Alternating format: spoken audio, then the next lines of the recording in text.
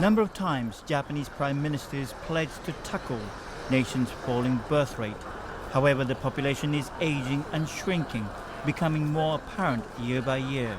Demand for welfare services grow and market for funeral services are said to be expanding as people seek different means of funeral services.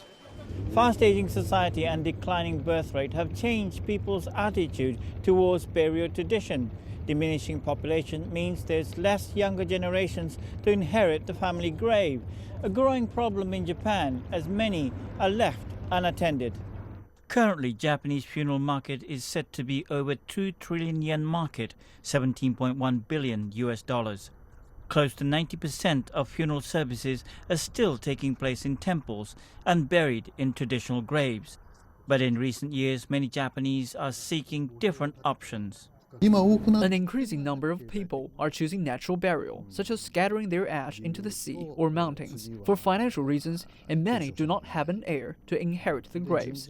And an increasing number of people showed interest in returning to nature than being placed in a confined space inside a grave. Many elderly said they did not want to burden their children with costly graves. On average, it would cost 1 million yen, 8,600 US dollars. And if your only child is a girl, there will be no heir in the family when she gets married. It is getting more and more difficult and expensive to buy a plot of land for a grave. In cities, apartment-type graves are getting more popular, increasing by thousands or even 10,000 every year.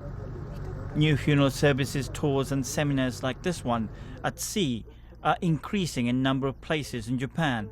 Participants are able to experience what kind of funeral service he or she would receive.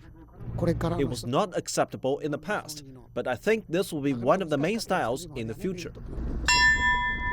Scattering ashes in the sea or mountains costs considerably less, but many families are still debating on spiritual and religious aspects, as well as how would friends and families are able to visit their loved ones.